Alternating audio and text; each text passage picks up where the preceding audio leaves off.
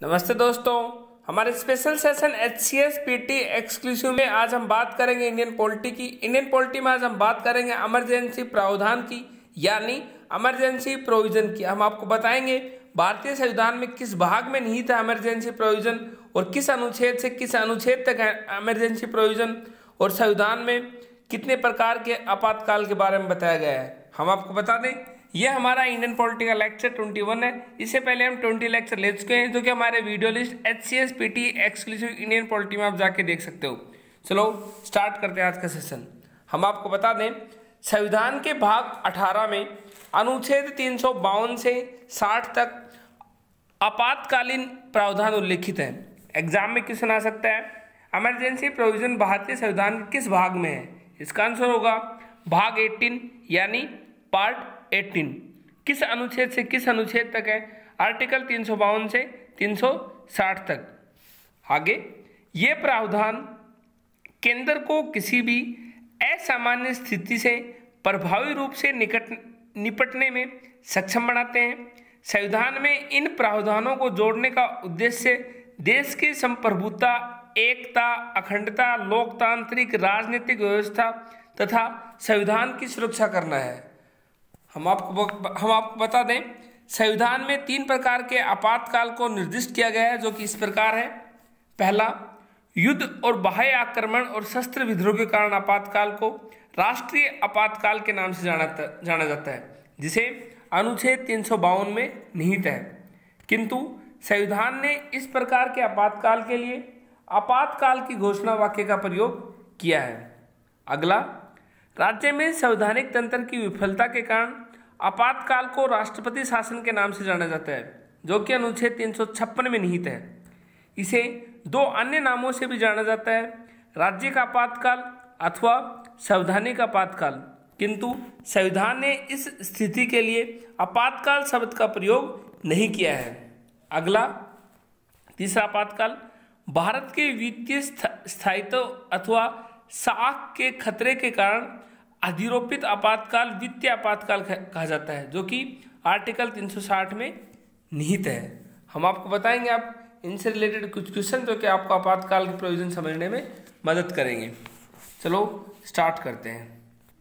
Question first, निम्न में किस संविधान संशोधन के आधार पर राष्ट्रपति को भारत के किसी विशेष भाग पर राष्ट्रीय आपात लगाने का अधिकार मिल गया था?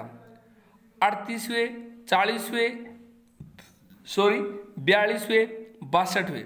इसका सही आंसर है ऑप्शन सी, 42 कॉन्स्टिट्यूशनल अमेंडमेंट यानी 42वें संविधान संशोधन द्वारा राष्ट्रपति को किसी विशेष भाग पर राष्ट्रीय आपात लगाने का अधिकार मिल गया था। हम आपको बता दें, राष्ट्रीय आपातकाल की घोषणा संपूर्ण देश अथवा केवल इसके किसी एक भाग पर भी लागू करने का अधिकार 42वें संविधान संशोधन के आधार पर राष्ट्रपति को दिया गया है। अगला प्रश्न 2, राष्ट्रीय आपातकाल की घोषणा करने के लिए शस्त्र विद्रोह शब्द को संविधान में कब जोड़ा गया? 44वें संविधान संशोधन अधिनियम द्वारा, 42वें, 40वें, 38वें। इसका सही आंसर है ऑप्शन ए, 44वें संविधान संशोधन अधिनियम द्वारा राष्ट्रीय आपातकाल की घोषणा के लिए शस्त्र विद्रोह शब्द को संविधान में जोड़ा गया। हम आपको बता दें, 1978 में 44वें संविधान संशोधन अधिनियम द्वारा आंतरिक गड़बड़ी शब्द को शस्त्र विद्रोह से बदल दिया गया, क्योंकि इंदिरा गांधी जी ने इसका दुरुपयोग किया था और इसी के चलते उन्होंने 1976 में आपातकाल लगाया था। इस तरह इसका सही आंसर होगा ऑप्शन ए, 44वें संविधान संशोधन द्वारा शस्त्र विद्रोह शब्द को संविधान में जोड़ा गया और रिप्लेस किया गया इसको आंतरिक गड़बड़ी शब्द से, यानी इंटरनल डिस्टर्बेंस शब्द से।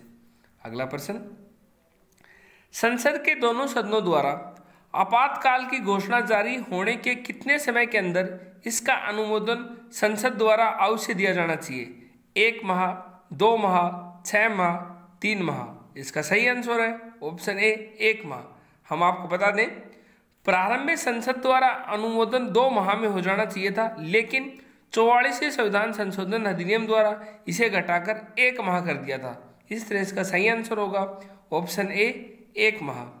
अगला प्रश्न, प्रश्न 4, यदि संसद के दोनों सदनों द्वारा राष्ट्रीय आपातकाल की घोषणा का अनुमोदन हो गया तो वो कितने समय तक प्रभावी रहेगा? 1 माह, 2 माह, 6 माह, 3 माह। इसका सही आंसर है ऑप्शन सी, 6 माह यानी 6 महीने के लिए। हम आपको बता दें, यदि संसद के दोनों सदनों द्वारा राष्ट्रीय आपातकाल की घोषणा का अनुमोदन हो गया तो ये 6 माह के लिए जारी रहेगा, लेकिन प्रत्येक 6 माह के बाद इसको दोबारा अनुमोदन किया जाना चाहिए अगर अगर आप राष्ट्रीय आपातकाल जारी रखना चाहते हो तो। इस तरह इसका सही आंसर होगा ऑप्शन सी, 6 माह। अगला प्रश्न, युद्ध, बाह्य आक्रमण और सशस्त्र विद्रोह की स्थिति में कौन सा आपातकाल लगाया जाएगा? आर्टिकल 356 में है, आर्टिकल 352, आर्टिकल 360, इनमें से कोई नहीं। इसका सही आंसर है ऑप्शन बी, आर्टिकल 352, जिसे हम राष्ट्रीय आपातकाल के नाम से भी जानते हैं, किंतु संविधान में इस प्रकार के आपातकाल के लिए आपातकाल की घोषणा वाक्य का प्रयोग किया गया है। इस तरह इसका सही आंसर होगा ऑप्शन बी। हम आपको बता दें, युद्ध, बाह्य आक्रमण और सशस्त्र विद्रोह की स्थिति में अनुच्छेद 352 के तहत राष्ट्रीय आपातकाल लगाया जाता है। अगला प्रश्न, भारत में वित्तीय आपात अभी तक कितनी बार लगाया गया है? 1 बार, 2 बार, 3 बार, कभी नहीं। इसका सही आंसर है ऑप्शन डी, कभी नहीं। हम आपको बता दें, भारत में वित्तीय आपात अनुच्छेद 360 के तहत लगता है, जो अभी तक कभी भी नहीं लगाया गया है। एग्जाम में क्वेश्चन ये भी आ सकता है कि किस अनुच्छेद के तहत भारत में वित्तीय आपात लगता है? इसका आंसर होगा आर्टिकल 360। अगला प्रश्न, राष्ट्रीय आपातकाल की दिशा में कौन से मूल अधिकार स्वतः निरस्त नहीं होते? अनुच्छेद 19, 20, 21, बी और सी दोनों। इसका सही आंसर है ऑप्शन डी, बी और सी दोनों, यानी आर्टिकल 20 और आर्टिकल 21 मूल अधिकार स्वतः निरस्त नहीं होते राष्ट्रीय आपातकाल के दौरान। अगला प्रश्न, अब तक भारत में कितनी बार राष्ट्रीय आपातकाल लागू किया गया है? 2, 3, 4, 5। इसका सही आंसर है ऑप्शन बी, 3। अभी तक भारत में 3 बार राष्ट्रीय आपातकाल लागू हुआ है। 1962 भारत चीन युद्ध के समय, 1971 भारत पाकिस्तान युद्ध के समय और 1975 राष्ट्रीय आपातकाल लागू किया गया था इंदिरा गांधी द्वारा। अगला प्रश्न, हमारे आज के सेशन में इतना ही। हम आपको